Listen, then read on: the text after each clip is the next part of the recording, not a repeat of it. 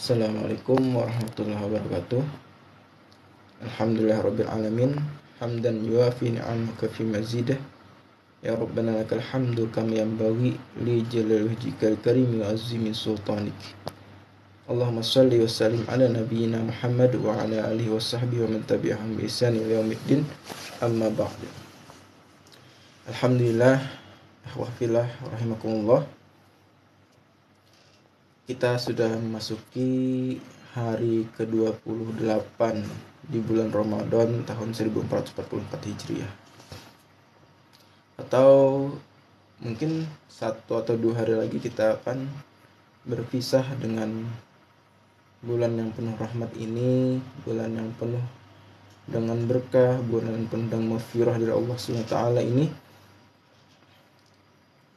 Bagaimana dengan amal-amal kita di bulan Ramadan, khususnya 10 akhir Ramadan ini?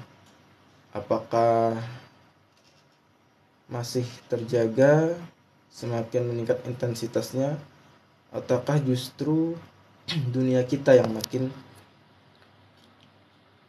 meningkat? Apakah kita semakin banyak di masjid-masjid, semakin banyak di rumah-rumah Allah, di majelis-majelis ilmu, atau malah kita pergi untuk mengejar dunia, pergi untuk mengejar diskon-diskon di mal-mal, tempat-tempat perbelanjaan atau rekreasi, tempat-tempat hiburan.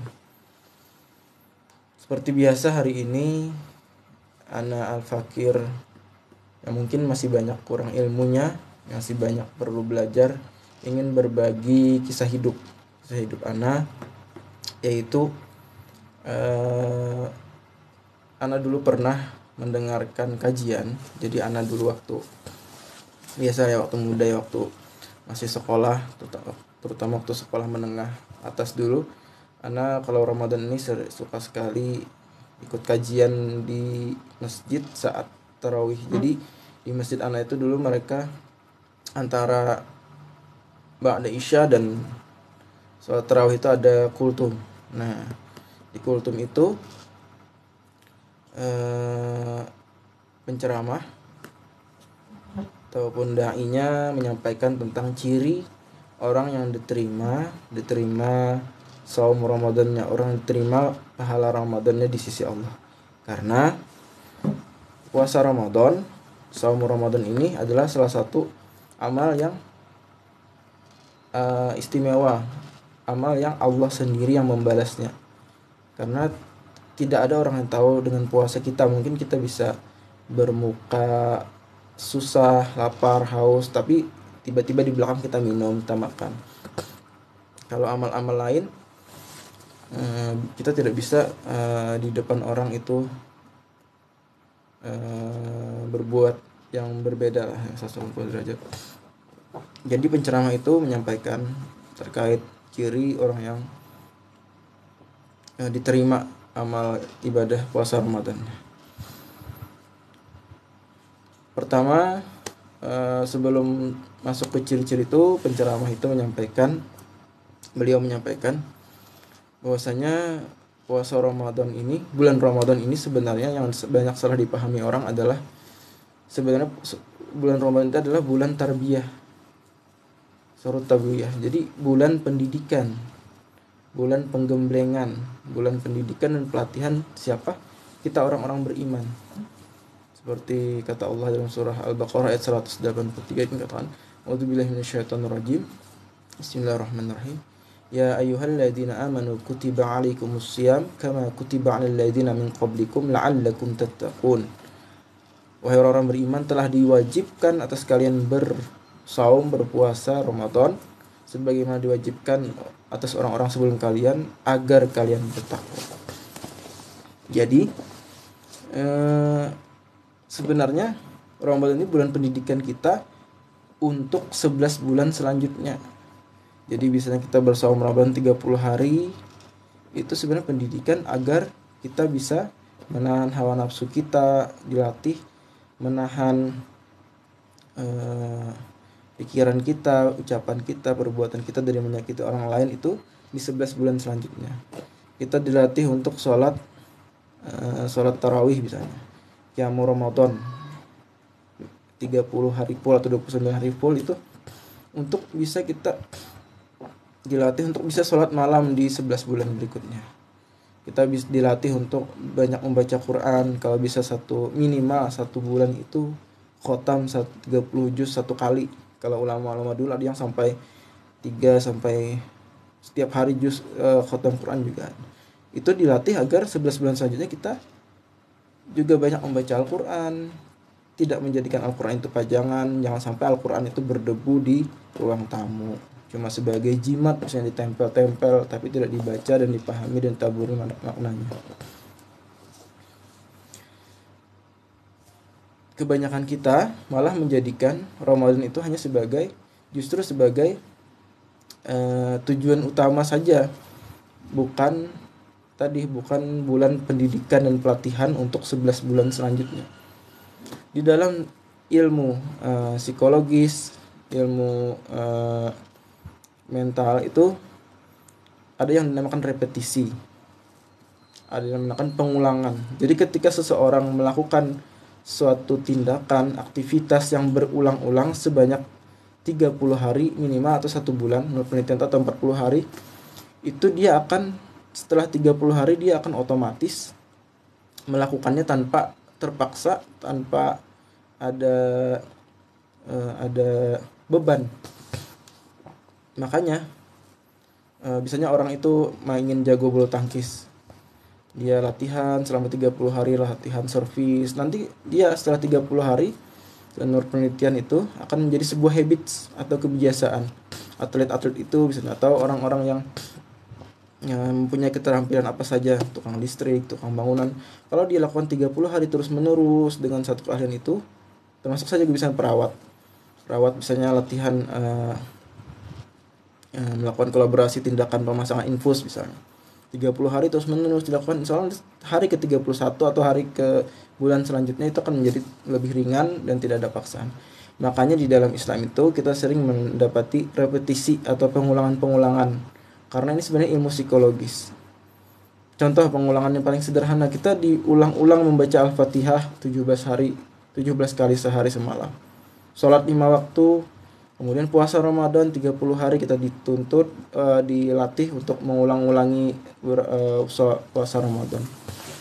Jadi sebenarnya itu adalah cara untuk membuat amal ibadah kita itu menjadi ringan, kita lakukan dan tanpa paksaan, dan juga kita murni akhirnya ikhlas, ridho karena Allah Ta'ala melaksanakannya, tidak lagi karena beban.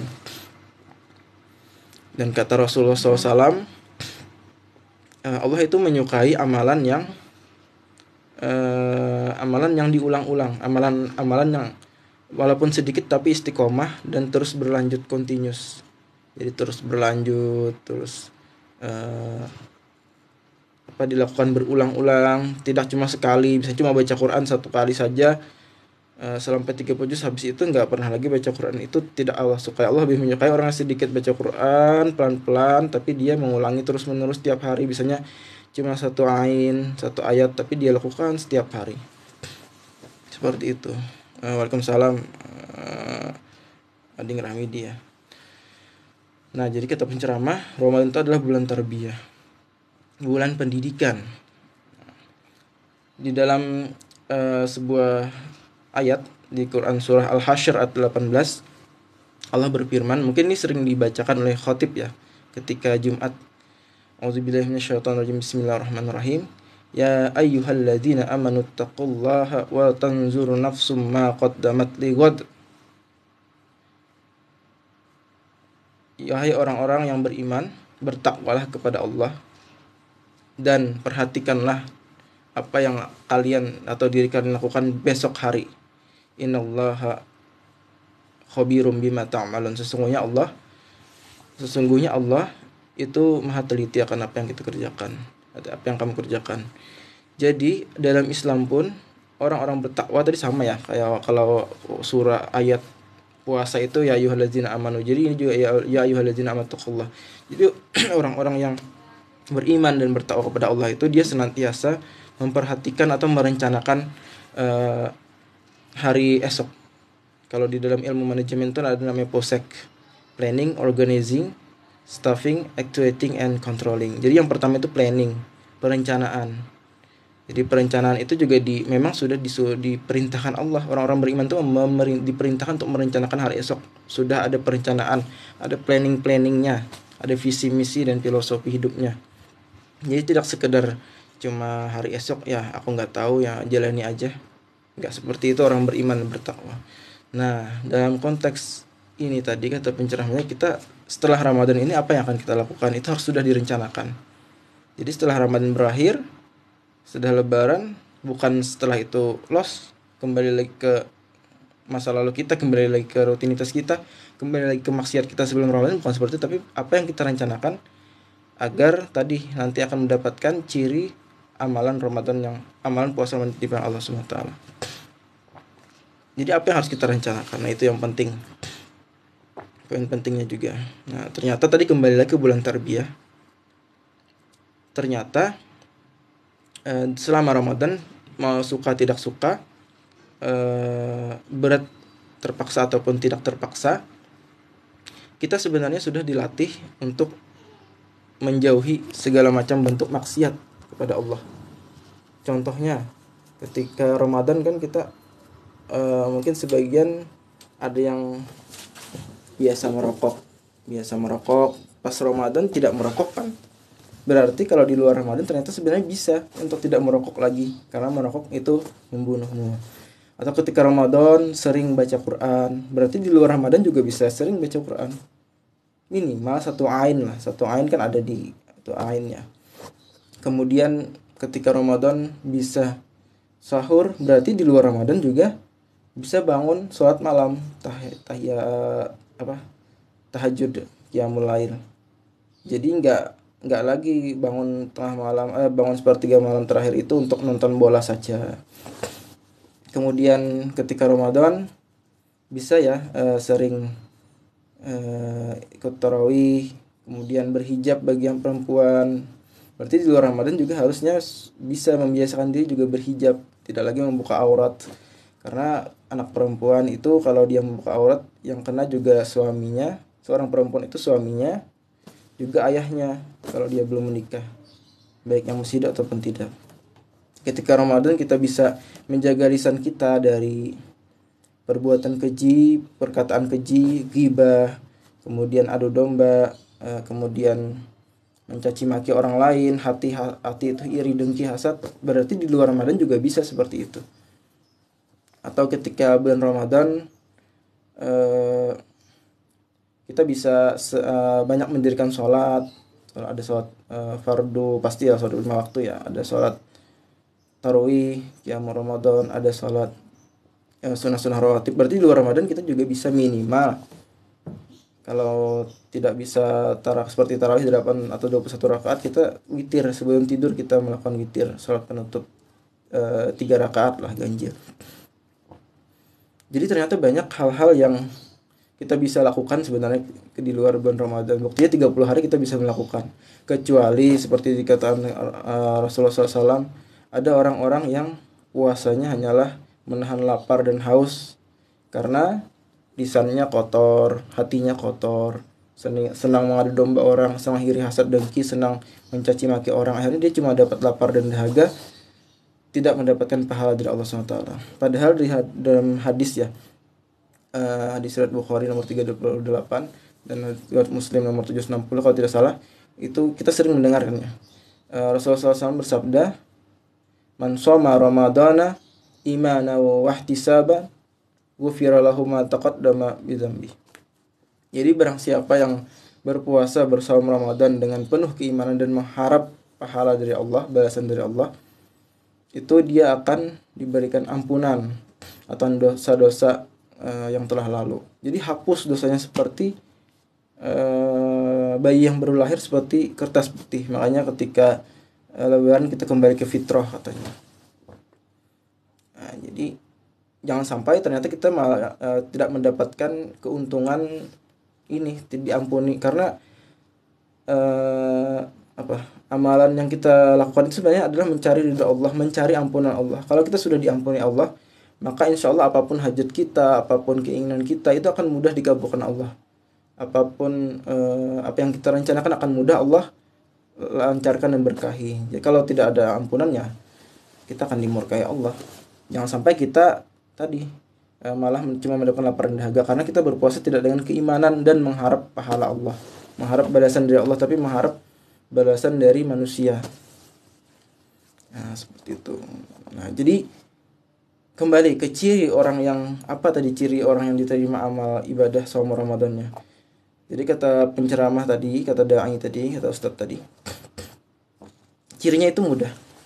Seperti yang disebutkan sebelumnya, ternyata cirinya adalah ketika dia sudah Ramadan itu dia istiqomah, konsisten untuk melakukan amalan-amalan kebaikan, amalan-amalan soleh, dan dia dilakukan secara terus-menerus kontinu.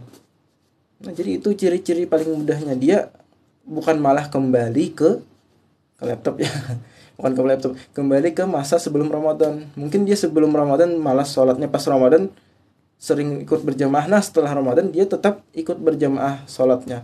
Mungkin dia sebelum Ramadan belum berhijab bagi yang akhwat atau perempuan, belum berkerudung syar'i. Tapi setelah pas Ramadan dia berhijab, setelah Ramadan dia tetap berhijab. Nah, jadi itu ciri orang yang diterima amalannya. Jadi mudah sebenarnya cirinya. Tadi Allah dikatakan tadi kan Allah mencintai amalan yang walaupun sedikit tapi konsisten, istiqomah dilakukan terus menerus.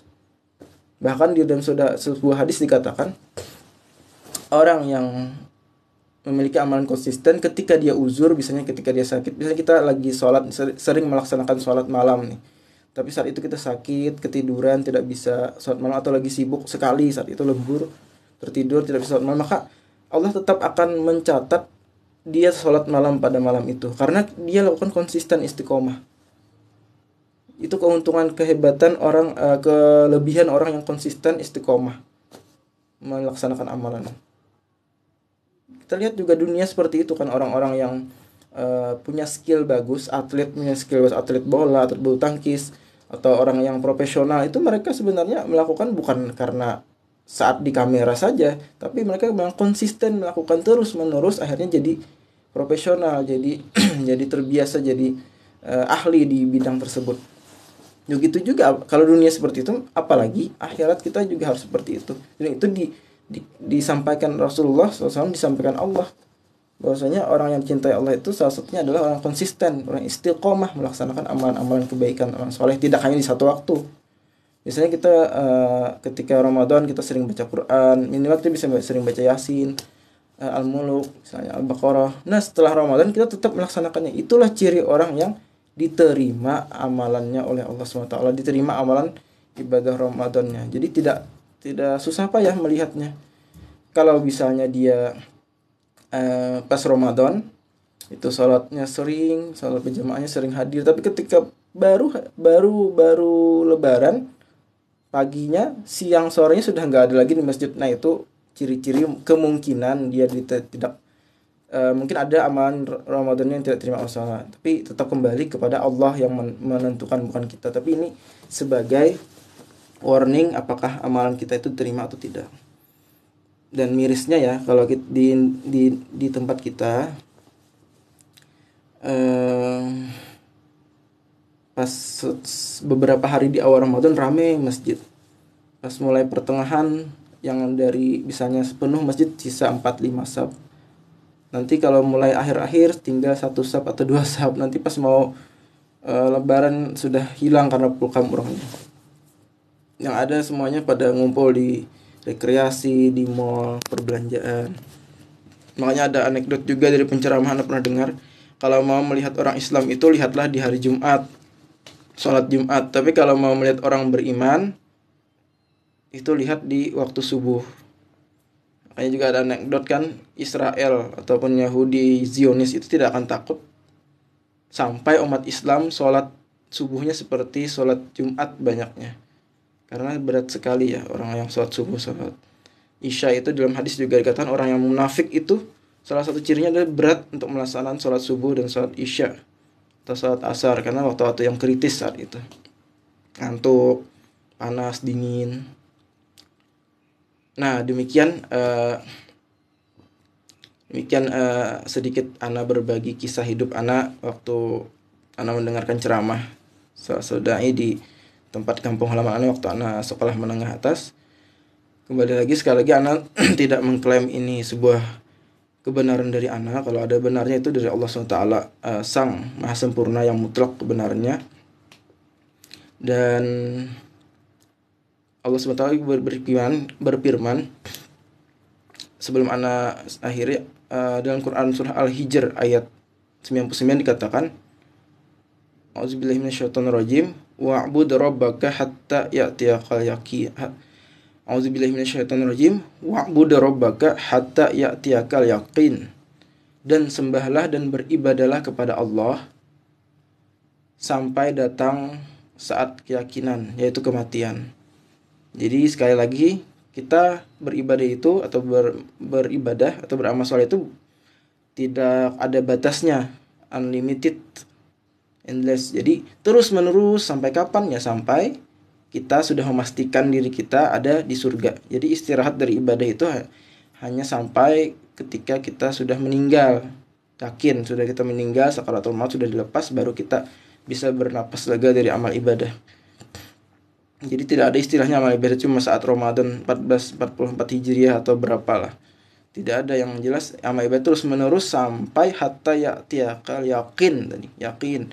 Sampai kita yakin kita sudah meninggal, dan kita yakin sudah menginjakkan diri di tempat yang berbahagia yaitu di surga. Jadi istirahat dari ibadah sampai di surga. Jadi tidak ada angin-anginan, tidak ada musim-musiman beribadah itu ya. Sekali lagi. Nah, jadi kembali lagi, ana bukan mengatakan apa yang ana sampaikan kebenaran. Kalau ada yang salah, silahkan dikoreksi, silahkan disempurnakan lagi, karena ini hanyalah kisah hidup ana yang ana ingat dari mendengarkan kajian-kajian Ustadz Hafizahullah. Demikian ana akhiri dengan wabillahi taufiq wal hidayah wa ridha wal inayah. Assalamualaikum warahmatullahi wabarakatuh. Syukran, jazakumullah khairan ya.